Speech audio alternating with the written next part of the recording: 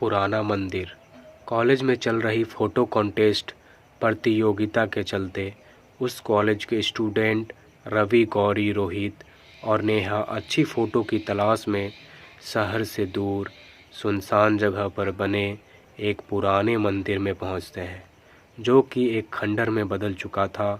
पर वो लोग नहीं जानते थे कि जिस जगह पर उन्होंने कदम रखा है वहाँ हजारों सैकड़ों साल पहले एक हैवान को मंत्रों से बांधकर तहखाने में दफन कर दिया गया था। उसके बाद वो मंदिर खंडित हो गया था, जिस वजह से सैकड़ों सालों से किसी ने वहाँ कदम तक नहीं रखा था। गौरी, उफ, कितनी वीरान जगह है ये, और ये खंडर देखने में कितना डरावना है। लगता है वर्षों से यहाँ कोई नहीं आया। नेहा, तुमने सही कहा गौरी, यहाँ तो सूखे पत्तों और कोहरे के सिवा कुछ नहीं दिख रहा। गौरी, मुझे तो अजीब सा डर लग रहा है। रवि हंसते हुए कहता है, तुम लड़कियों की यही प्रॉब्लम है, हर जगह डरने लगती हो। ऐसी जगह पर तो एडवेंचर आता है। गौरी, एडवेंचर तुम्हें आता होगा, मुझे तो अभी से बहुत डर लग रहा है। देखो यह पुराना मंदिर कितना डरावना है। नेहा, क्या हम लोग फ़ोटो शूट करने किसी और जगह नहीं जा सकते? रोहित, तुम्हें अंदर नहीं जाना है तो तुम बाहर इंतज़ार करो, नहीं तो अपना मुंह बंद रखो।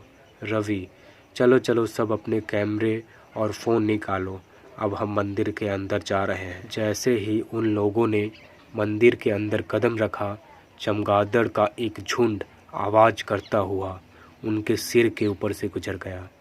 लड़कियां डर गई, उनकी चीख निकलने लगी। रोहित हंसते हुए, तुम लोग तो चमगादड़ से भी डर गई। रवि, सब लोग जरा संभल कर आगे बढ़ना, कोहरा मंदिर के अंदर भी हो रहा है, कहीं किसी को चोट न लग जाए।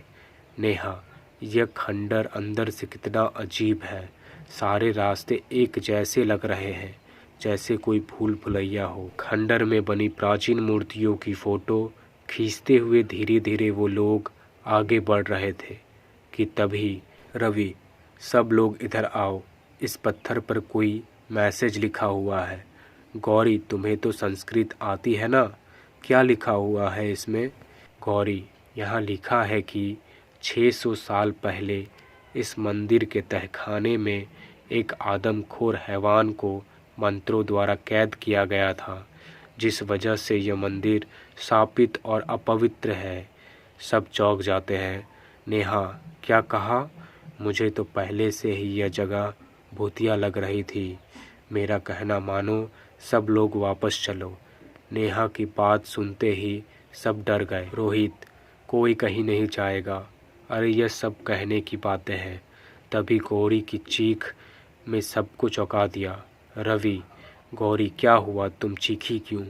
गौरी, लगता है मेरे पैर में कुछ चुभ गया। रवि, अरे उसके पैर से तो खून बह रहा है। जिस जगह गौरी को चोट लगी थी उस जगह के नीचे एक तहखाना था। गौरी के पैर से निकलता खून तहखाने के अंदर टपकने लगा, जिससे सैकड़ों साल से सोया हुआ हैवान जाग उठा। नेहा, अरे यह चारों तरफ इतना कोहरा कैसे बढ़ गया, कुछ दिखाई नहीं दे रहा।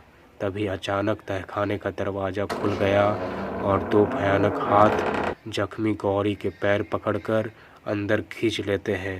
गौरी की चीखें मंदिर में गूंज गई। रवि, अरे यह गौरी कहाँ गई? उसके चीखने की आवाज़ यहीं से आई थी। रोहित, रवि, मुझे लगता है यहाँ कुछ गड़बड़ है, हमें वापस चलना होगा, पर पहले गौरी को ढूंढो। डर की वजह से सबके दिल जोर जोर से धड़क रहे थे।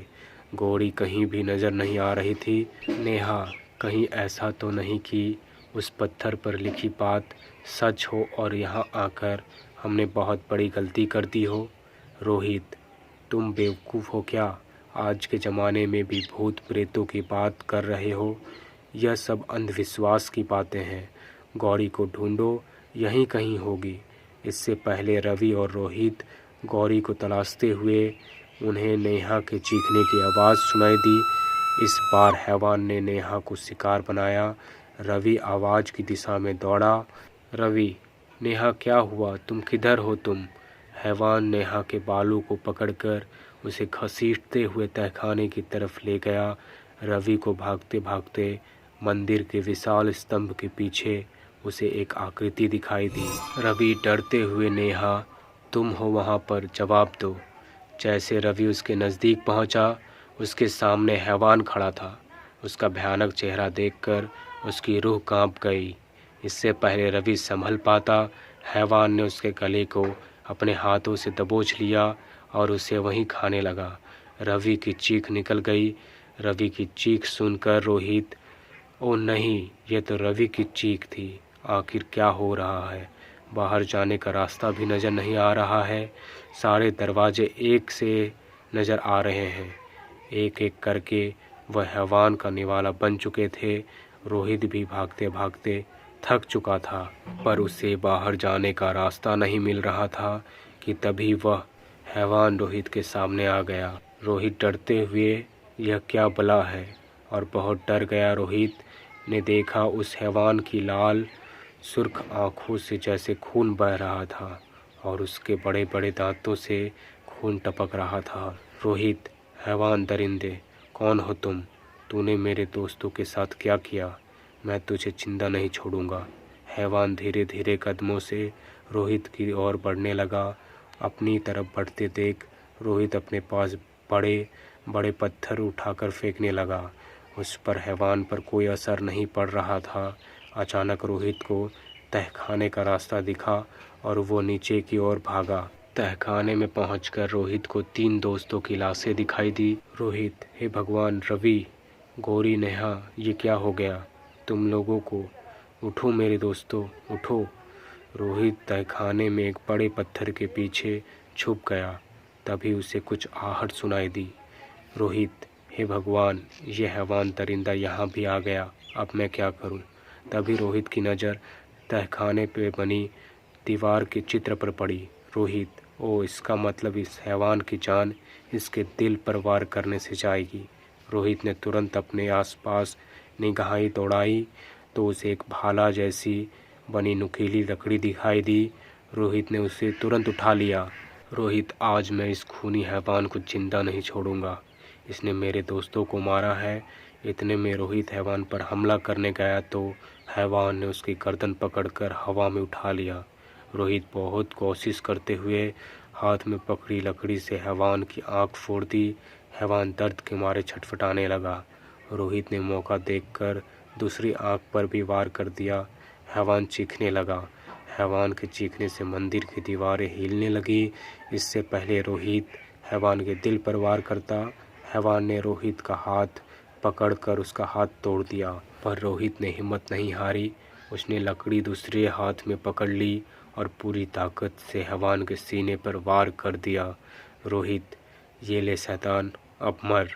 हैवान की खौफनाक चीख से पुराने मंदिर का कोना कोना कांप उठा। रोहित तेजी से सीढ़ियों पर भागने लगा, मगर ऊपर पहुंचने की लाख कोशिश करने के बाद भी रोहित वही तहखाने में पहुंच जाता था। रोहित, क्या मुसीबत है? उसके हाथ से खून निकलकर तहखाने में गिरने लगा। इससे पहले रोहित संभल पाता, रोहित के पीछे से 2 हाथों ने रोहित को पकड़कर खा जाता है। इस तरह रोहित बचाओ मुझे चीखते हुए मर जाता है। आखिरकार रोहित भी हैवान का निवाला बन गया और उस मंदिर में पहले जैसा सन्नाटा हो गया। यह थी हमारी आज की कहानी। आप लोगों को कैसी लगी हमें कमेंट करके ज़रूर बताएं। ऐसी और भी कहानियाँ सुनने के लिए हमारे चैनल स्टोरी हंगर को सब्सक्राइब करें। Thank you.